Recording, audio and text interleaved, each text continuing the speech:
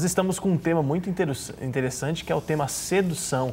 É um tema que deu o que falar ontem. Aqui a gente trouxe diversas definições. Aliás, quem trouxe as verdadeiras definições aqui, a gente aprendeu muito, foi o pastor Rogério, que está aqui com a gente. Não é o pastor Rogério Goulart, mas ele deixou um representante. Aliás, lembrando, o pastor Rogério Goulart, junto com o pastor Guerra, está no encontro de pastores da Lagoinha. Então, estão sendo lá abençoados e participando de um momento muito especial. Então, nós trouxemos aqui um outro pastor Rogério, que é tão simpático e tão alegre quanto o pastor Rogério. Bem-vindo mais uma vez, viu? Obrigado.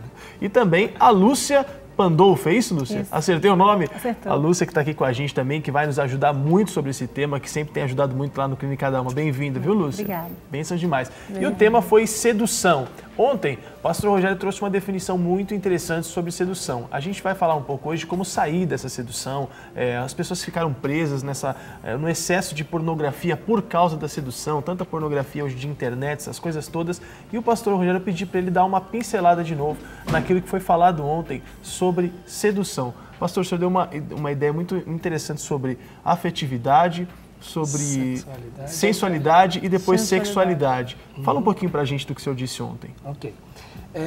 Esses três conceitos, eles estão intimamente ligados uns com os outros, né? Então, a afetividade, como a gente deixou claro ontem, é uma necessidade que todo ser humano tem, uma carência, né? Por ser uma necessidade, ele gera uma carência.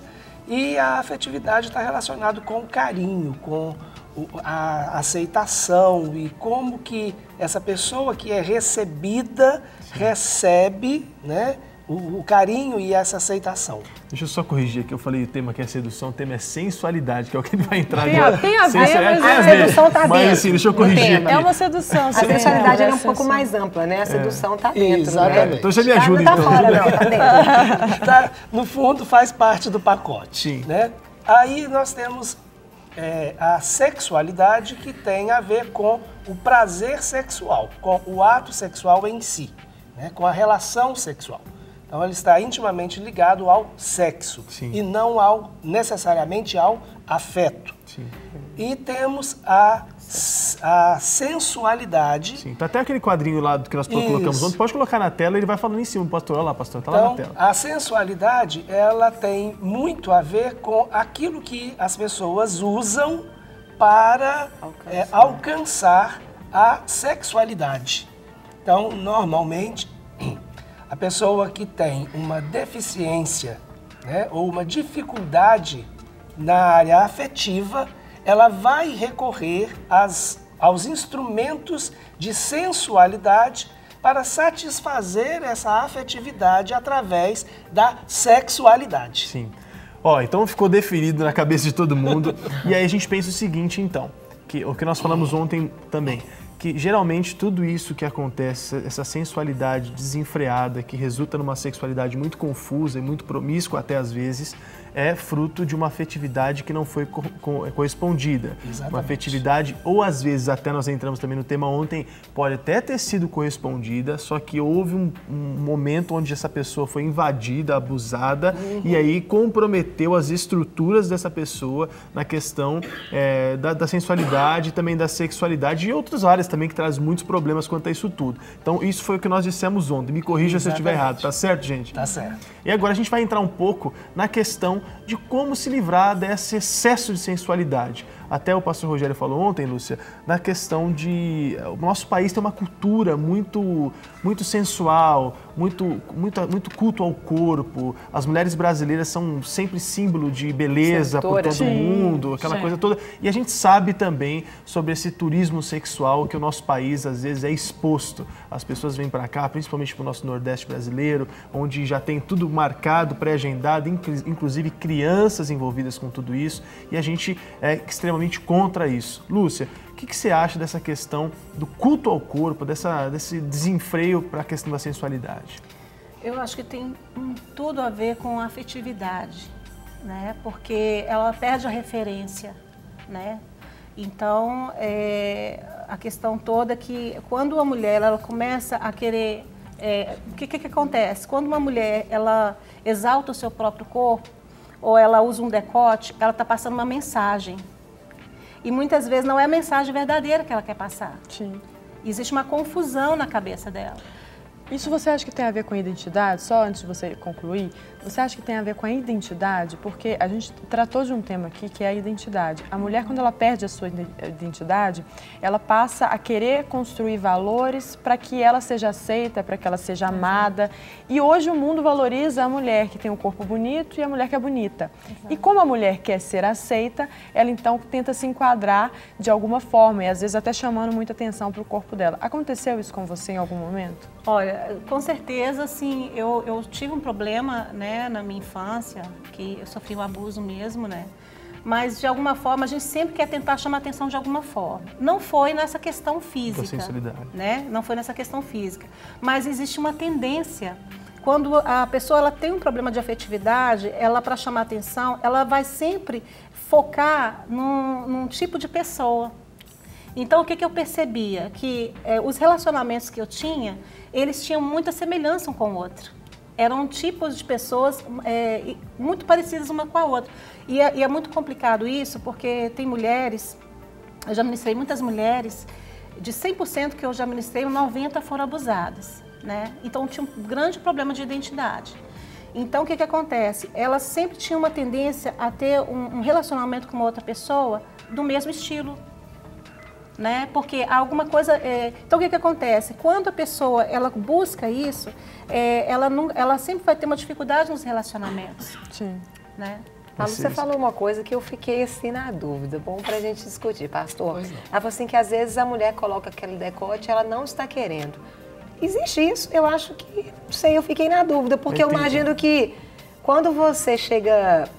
Quando a gente levanta, a gente sabe aquilo que a gente quer fazer. Quando você se veste, você sabe, às vezes, a intenção que você quer passar. Aí, quando ela comentou, eu fiquei assim, a gente podia comentar. Será só queria dar uma opinião, assim, eu acho que quando ela quis dizer que a mulher não quer passar aquela imagem, na verdade, ela quer chamar atenção. Mas quando ela tem atenção... Quer passar a ser sensual, ela até quer passar a sensualidade, mas quando ela vê que os homens só chegam até ela por causa do corpo dela, aí ela se frustra. Porque ela pensa, não, mas eu quero afeto. E ela não consegue o afeto dessa relação. Eu queria utilizar, me corrija, utilizar essa arma, esse veículo daqui, para chamar atenção e não para ser um objeto. É a mensagem. Exatamente. É a mensagem, então. Nós caímos exatamente naquela situação que define a sensualidade. Sim. Né? Ela se vê de uma forma e quer que as pessoas a vejam daquela forma. Então ela vai se vestir para que as pessoas vejam ela daquela maneira e que venha suprir a necessidade que ela sabe que existe dentro dela. Então, agora, o real é que ela está usando uma estratégia que vai comunicar outra coisa. Sim. Então, muitas vezes, aí é aquilo que você disse, o que ela busca é a afetividade, ela busca aceitação, ela busca amparo, ela busca proteção. Mas para isso ela precisa atrair alguém para perto de si. E a forma que ela usa para atrair alguém comunica para as outras pessoas uma outra situação. Sim. Então, agora vamos lá, Pastor e Lúcia, como sair desse processo? Eu estou dizendo o seguinte, existem pessoas que eu já atendi, vocês devem ter atendido muitas delas, que as pessoas não podem literalmente olhar para nada de decote, para nada de uma saia até um pouquinho, um dedo acima do joelho, ou qualquer coisa, até pessoas que estão completamente cobertas. Tudo para ele virou um traço de sensualidade, tudo chama atenção para ele.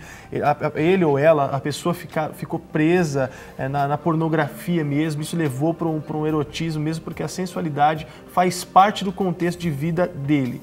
Como sair disso? É interessante essa sua pergunta, porque você agora nos coloca diante de um outro tipo de pessoa.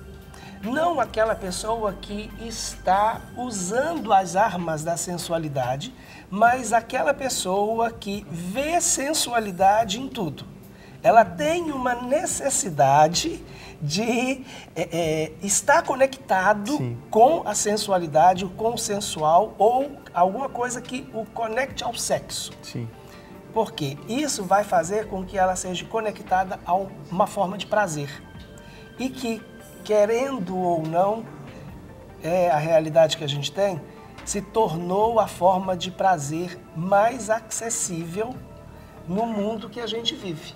Sim. Porque os apelos sexuais hoje, eles estão em todos os lugares e de toda forma. Mais do que explícito. Agora, você disse dessas mulheres que querem atrair, através do seu corpo, uma certa afetividade. Agora, existem as mulheres que são extremamente sensuais e que elas tomam uma postura, muitas vezes, confundida com a postura dos homens. Eu não quero me envolver, eu não quero me apaixonar, eu só quero aproveitar a vida e usar os homens.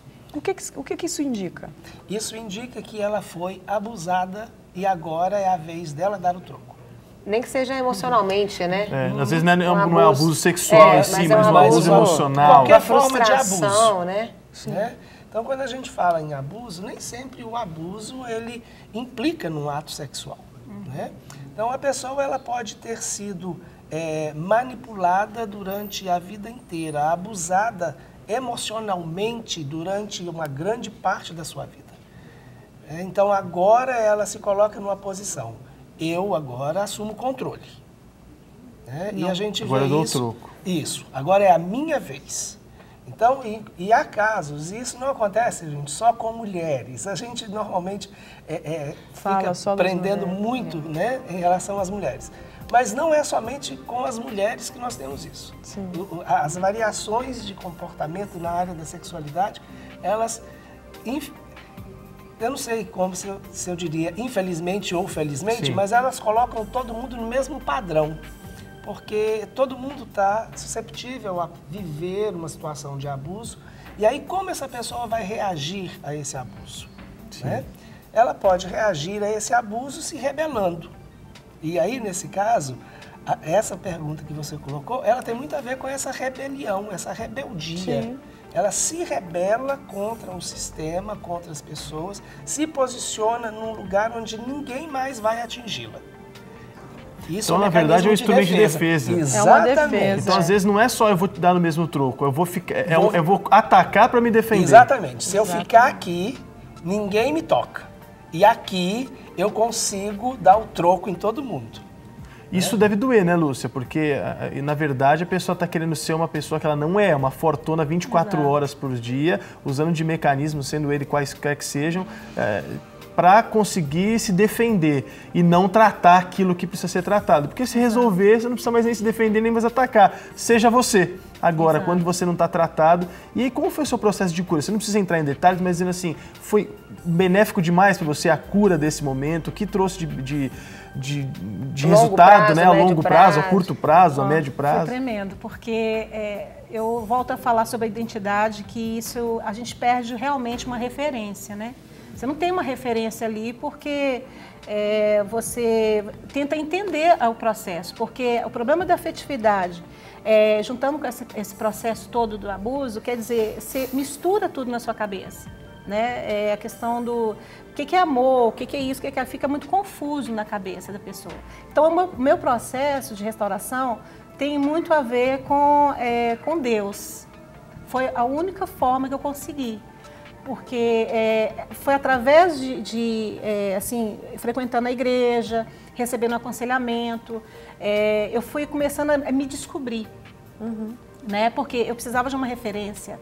Alguém precisava falar para mim, olha, o caminho é esse. Eu precisava disso. Direção, né? Uma direção. Então, eu via que nesse processo que foi longo, eu creio assim, que muita gente que passa por isso demora um tempo.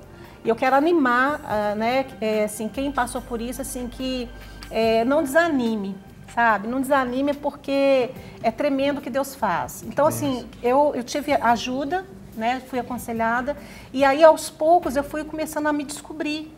Eu fui começando a saber quem eu sou realmente, né?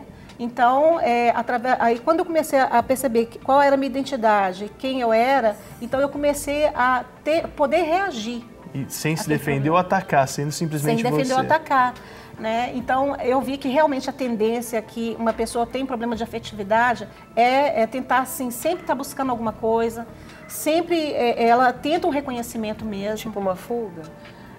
A fuga é assim, ela sente muitas vezes o abandono, porque muitas vezes não é compreendida, né? Então, ela fica solitária muitas vezes.